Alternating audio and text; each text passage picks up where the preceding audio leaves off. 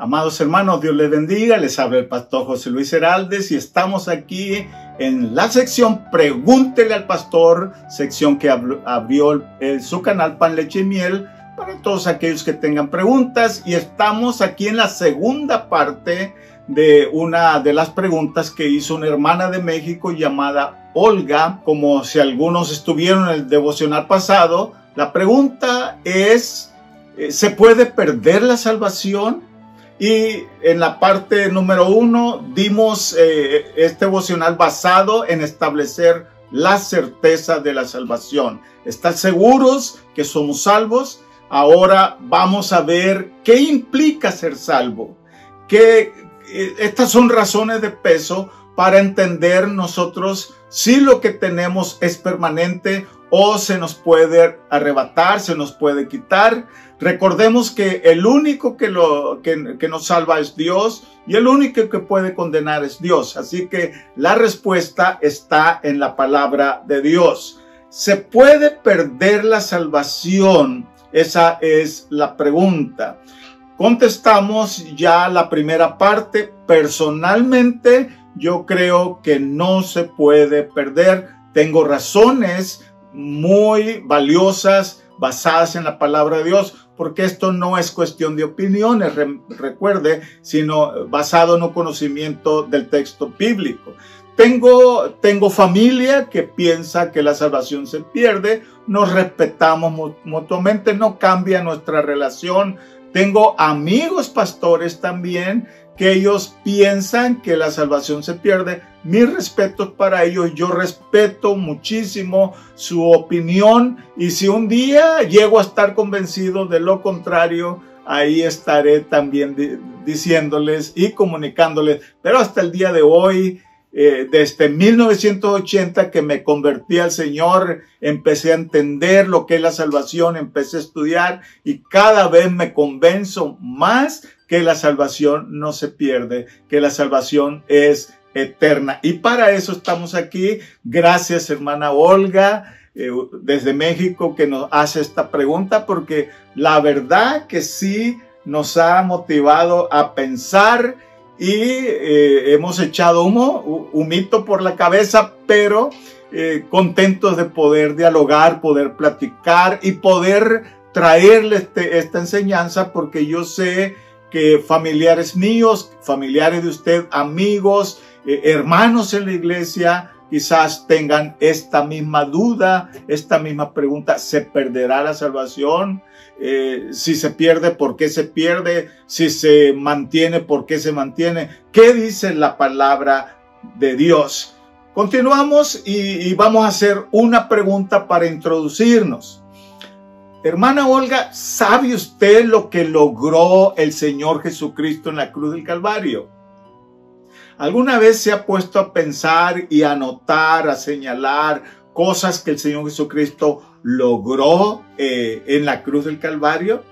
Porque la seguridad de la salvación depende 100% en lo que Jesucristo logró hacer en la cruz del Calvario. No depende si yo soy bueno o soy malo, no depende si creo o no creo, no depende de eso, depende de lo que Él logró en la cruz del Calvario.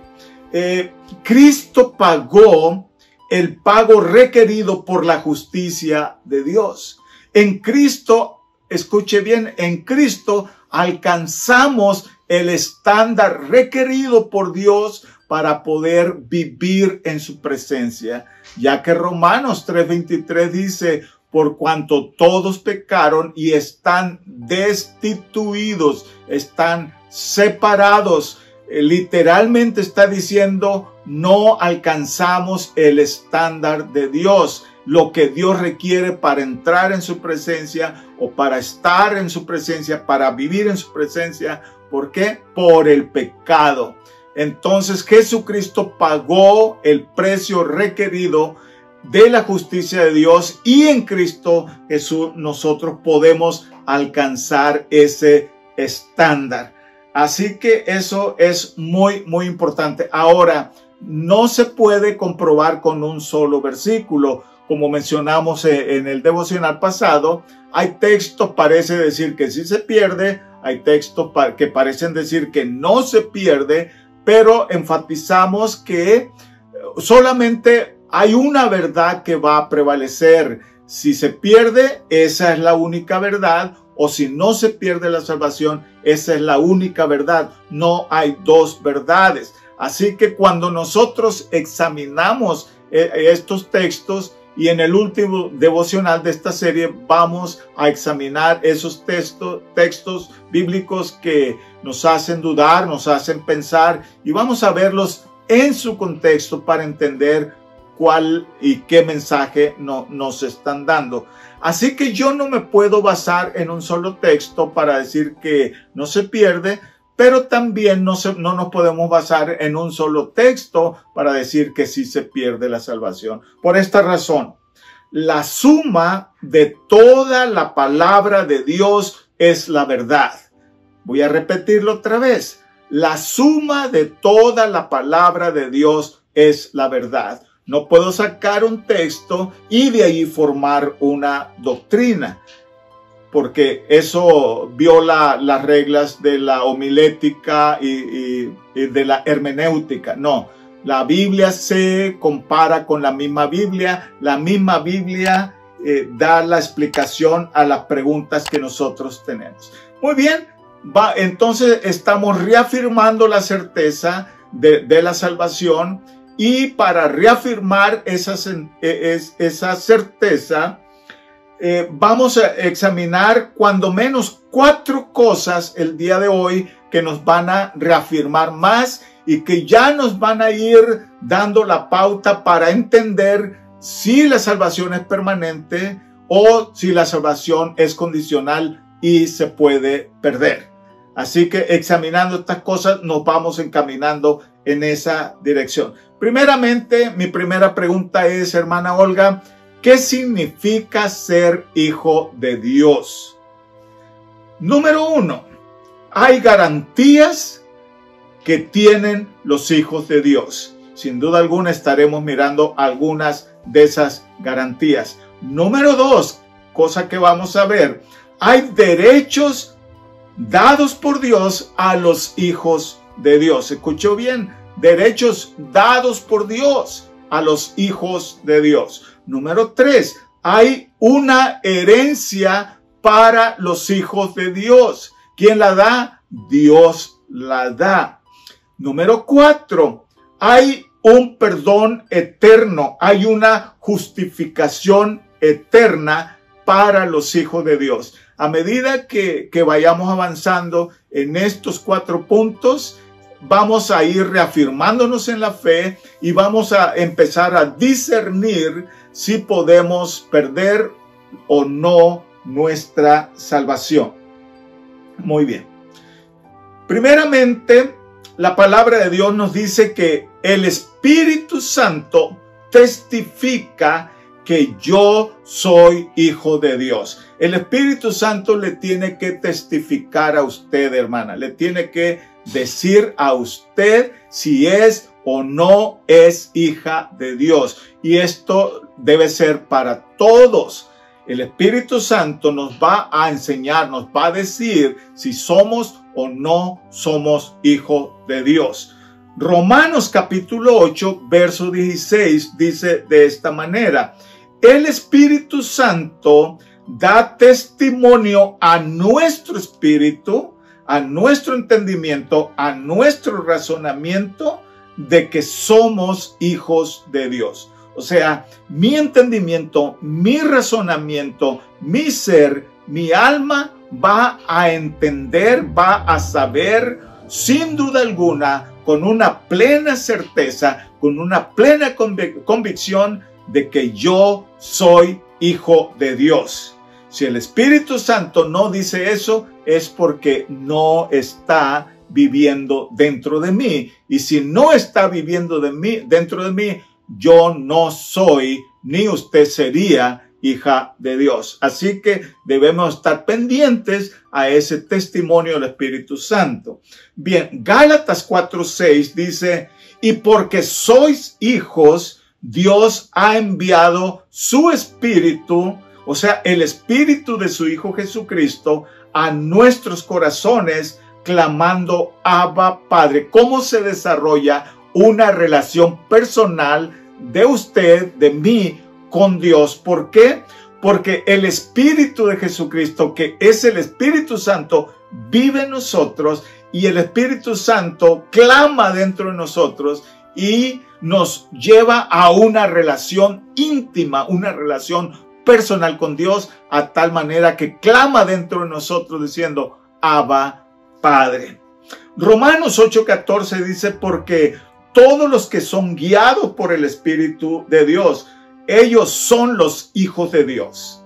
Gloria a Dios. Amén. Aquí tenemos una reafirmación de que somos hijos de Dios. Número 2. Los hijos de Dios tienen un derecho legal. Así que vamos a entender este término. Dios me adoptó legalmente a mí. Dios nos adoptó a todos los que somos hijos de Dios. Dios nos adoptó legalmente y nos dio el derecho legal de ser hijos de Dios, aún estando en este cuerpo pecaminoso.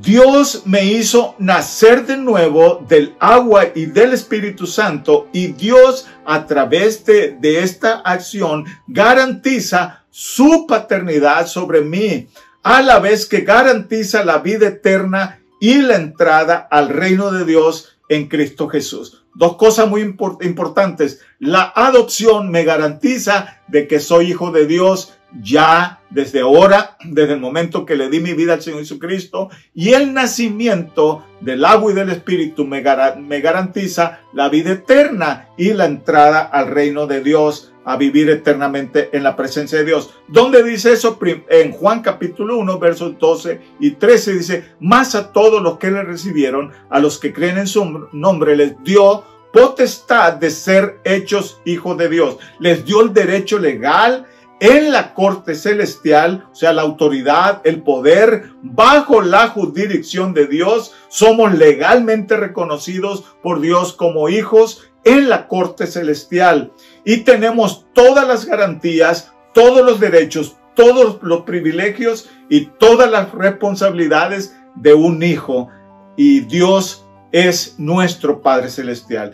También Juan 1:13, el siguiente versículo, dice que los hijos de Dios no son engendrados de carne, ni de sangre, ni de voluntad de varón, sino de Dios. Y este es el nacimiento espiritual que está explicado en Juan capítulo 3, versos 3 y el verso 5.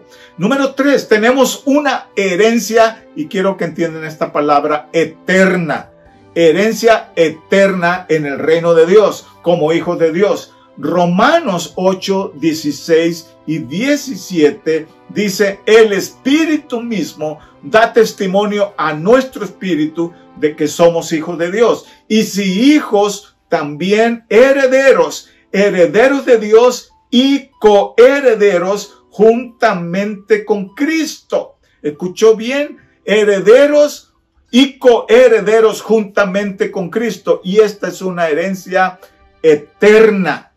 Muy interesante entender esto, que parte de esa herencia es la salvación, parte de esa herencia es la gracia, es el amor, es el perdón, la justificación, la santificación. Parte de esa herencia es la vida eterna, y es una herencia eterna. 1 Pedro capítulo 1, versos 3 y 4 dice: bendito Dios y Padre de nuestro Señor, que según su grande misericordia nos hizo renacer para una esperanza viva por la resurrección de Jesucristo de los muertos. El verso 4 dice: para una herencia incorruptible, incontaminada e inmarcesible, reservada en los cielos para vosotros. Quiero que noten estas palabras: una herencia incorruptible. Literalmente está diciendo que no se puede corromper, no se puede desvirtuar, no se puede contaminar, no se puede acabar, no se puede extinguir. Una herencia eterna, una herencia incorruptible. Literalmente está diciendo entonces que mis acciones no pueden corromper. No hay nada que pueda corromper esta herencia porque es incorruptible. Es como el carácter de Dios, es incorruptible. Es como los atributos de Dios, incorruptibles. Es como la inmutabilidad de Dios, es inmovible. Esta herencia es incorruptible. No hay nada que usted pueda hacer, no hay nada malo que usted pueda hacer, no hay nada bueno que usted pueda hacer que pueda afectar esta herencia. Es totalmente incorruptible y no depende de mi comportamiento. Si yo me porto bien, me porto mal, la herencia de todas maneras es incorruptible. Bien. Entonces el término coherederos juntamente con Cristo está diciendo estas palabras, que Jesucristo ahora en estos postreros tiempos, Él nos habla y dice Hebreos 1:2 que Jesucristo es el heredero de todo. Él es el heredero universal del universo. El Padre lo constituyó heredero a Él de todo cuanto existe, y esto es el universo entero. Y nosotros somos coherederos juntamente con Cristo. ¿No nos ayuda eso? ¿No nos anima? ¿No nos da fe? ¿No nos da esperanza? ¿No nos dice cuánto nos ama Dios? ¿No nos dice que una vez que nos ha salvado va a preservar esa salvación por el resto de la eternidad? Tito 3:7 dice, para que justificados por su gracia fuésemos hechos herederos según la esperanza de la vida eterna. Si tenemos vida eterna, somos coherederos juntamente con Cristo, y estas son herencias eternas. Esto ya empieza a reafirmar mi fe, esto ya me empieza a ponerme dándome una certeza de lo que Dios ha hecho en mí. Es perfecto y es permanente y es eterno. Otra cosa que mencionamos aquí es que Dios me dio un perdón eterno, no un perdón temporal o provisional. Dice la palabra de Dios que estando nosotros muertos en delitos y pecados en nuestra carne, nos dio vida juntamente con Cristo, perdonándonos todos. Y aquí es donde quiero que otra vez nos detengamos un momentito. Nos dio vida juntamente con Cristo. Amén. Y dice, perdonándonos todos nuestros pecados. Y hay que entender esa palabra, todos. Ahora, cuando entendemos esta gran verdad anunciada aquí en la palabra, estamos diciendo que fuimos perdonados los pecados pasados, los pecados presentes y los pecados futuros. De otra manera, no serían todos los pecados y esta palabra no estaría diciendo la verdad. Y el último texto que quiero que veamos, ahí es el mismo texto, dice, anulando el acta de los decretos que había contra nosotros, que nos era contraria, quitándola de en medio en la cruz del Calvario. Así que perdonándonos todos nuestros pecados, hermana, empezamos a reafirmar la certeza de la salvación y empezamos ya a entender que la gracia es permanente y que la gracia Dios no la revierte, ¿verdad? Sino que es permanente. No es algo que Dios le da, se lo va a quitar. No es que Dios lo perdona y luego lo condena. No es que Dios lo salva y luego lo condena. No es que escribe el nombre de usted en el libro de la vida y usted se porta mal y luego lo borra, porque dice perdonó todos los pecados. Y aquí cuando habla de todo, ese es pasado, presente y futuro. Bien, hemos dado un paso muy importante al contestar esta pregunta en reafirmar la certeza de la salvación. Así que, hermana Olga, Dios le bendiga. Gracias por esta pregunta. Estemos pendientes para la tercera parte, porque esto nos va ya llevando a donde queremos llegar. Hermanos, Dios les bendiga. Esto fue la sección Pregúntele al Pastor con su pastor José Luis Heraldes.